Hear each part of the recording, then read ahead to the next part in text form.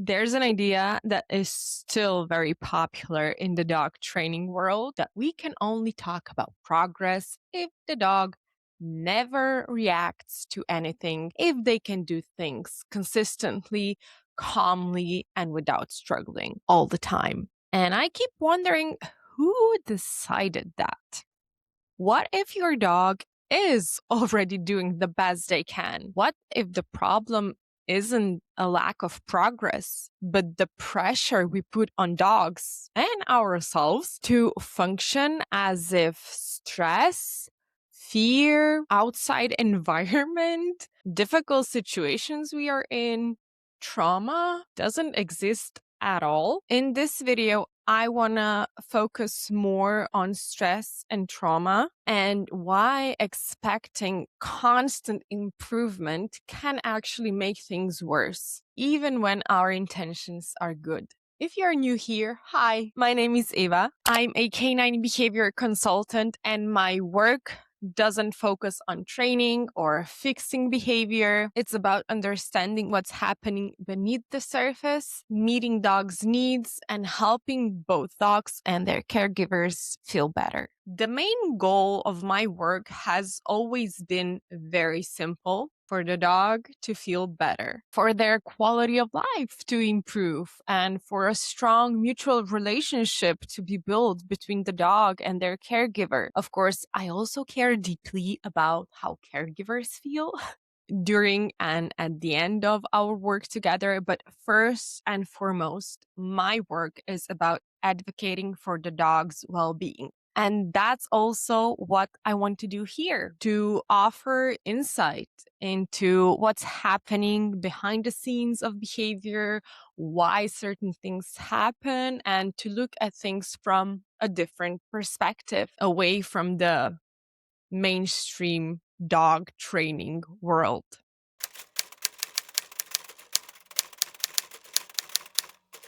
The idea for this video came from claims that are still very popular and that you can find everywhere in the dog training world, that rehabilitation, training, counseling, whatever word you want to use, is only successful if the dog is capable of XYZ at the end of the consultation. And very often these expectations are almost unrealistic, not just for dogs, but for any living being, because they often treat the dog on the other side as a robot, or they can only be met at the cost or significant emotional harm. What frustrates me about this is the assumption that if a dog isn't meeting these expectations, they are not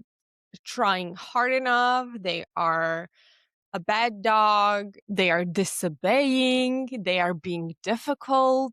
But the truth is that dogs, just like us, are always doing the best they can in that moment. And that raises a very important question, in my opinion. Who gets to decide that your best isn't good enough? And when is the progress you've made ever enough? If we could always demand more. Dogs are not robots, and even robots don't function perfectly 100% of the time. Dogs are living beings influenced by countless factors in every moment.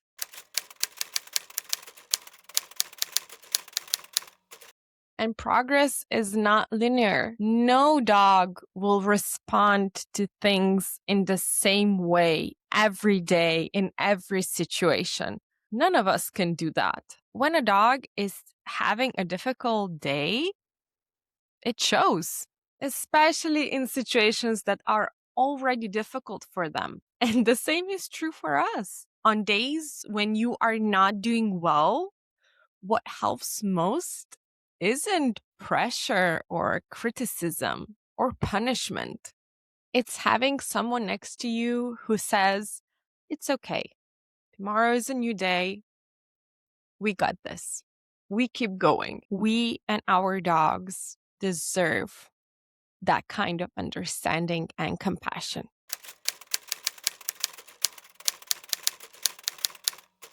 I think that we shouldn't look at the dog's progress as something objective because every dog is different. Every situation is different. Let's take a dog who is panically afraid of the outside world. Have we made progress, us and the dog, if the dog can now calmly step into the backyard or even looks forward to exploring it? Or are we only satisfied once the dog can walk through a crowded city?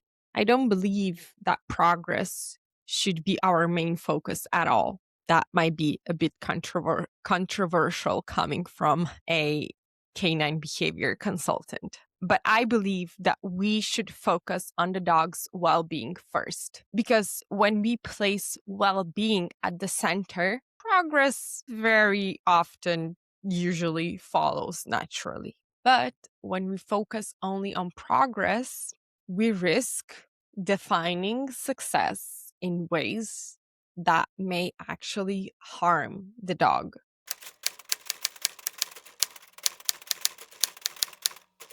I really want to emphasize how difficult it is, how much effort, courage, trust it can take for dogs to change how they react to things, especially things that feel that is often hard for us people to imagine. Because honestly, many of us would not be willing to do this level of work ourselves. Yet, we expect it from dogs without hesitation. I want to talk about stress, particularly chronic stress and trauma, to better understand one part of why this can be so difficult.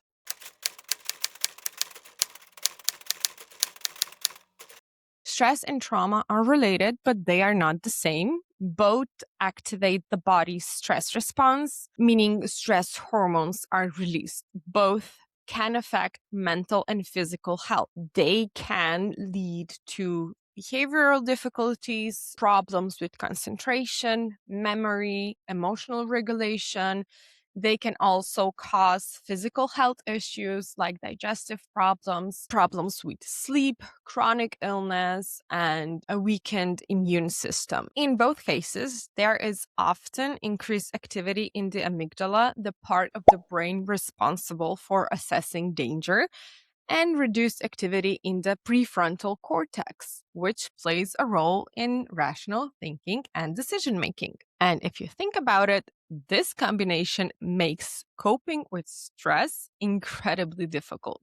The main difference is that trauma is usually linked to a single event with long lasting effects, while chronic stress results from ongoing or repeated stressors over time. This is only a brief overview just to give us a better understanding of what we are talking about. And very often we don't know what our dog experienced before coming into our home, no matter how old they were when they came into our lives, because what happened to the dog's parents can shape who they become and how they react to things. So even if you adopted or bought a puppy, this doesn't mean that you get this blank piece of paper. But in my opinion, knowing whether we are dealing with trauma or chronic stress doesn't fundamentally change how we should approach the dog. We still need to identify what it is that is too difficult for them. We still need to be kind and gentle and loving. And we still need to help them feel better.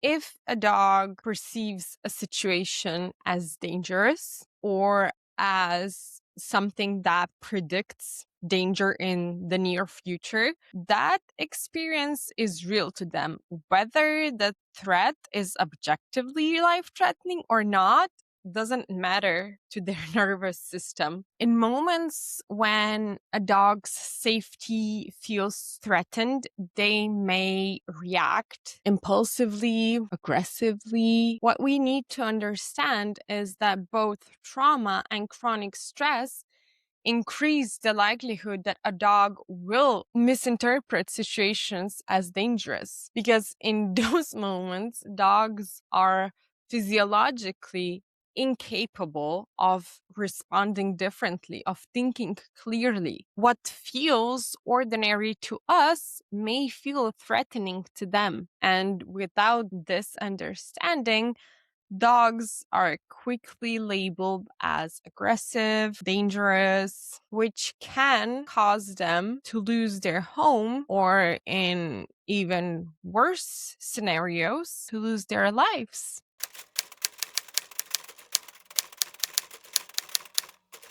This topic matters deeply to me, not only professionally, but also personally. Almost 6 years ago, I adopted a Spanish sighthound. You can see part of him here, named Bald. I do not know his past, but many aspects of his behavior strongly suggest that something that happened to him caused trauma. I'll never forget one of our walks when we saw a construction worker in a reflective jacket 10-20 meters away from us. Bal's reaction, the sounds he made, it was something I never heard before. It sounded like it was a life or death kind of situation for him. And that's why labels like bad dog, difficult dog, evil dog make my blood boil. Because behavior is always there for a reason. That's one thing that I want all of us to always remember. Always, before we judge anyone, dog, human, behavior is always there for a reason.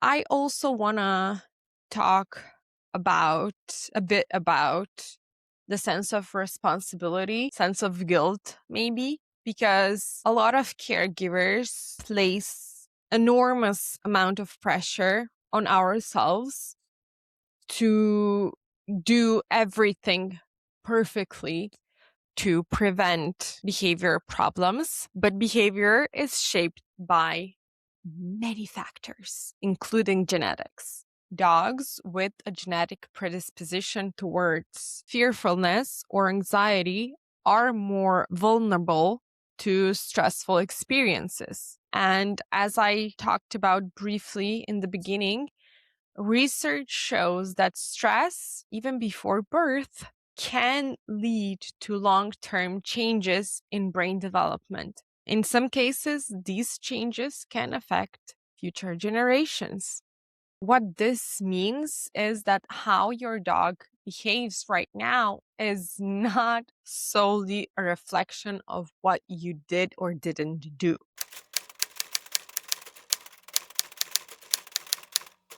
But the good news is that the brain is always changing. How your dog behaves today doesn't mean they'll always behave, but this change doesn't solely depend on us, because there is another individual in this relationship, and that can actually be relieving. At least it was for me, because I realized that I really am not alone in this. There is two of us, and we are both doing our best, and our best is freaking enough.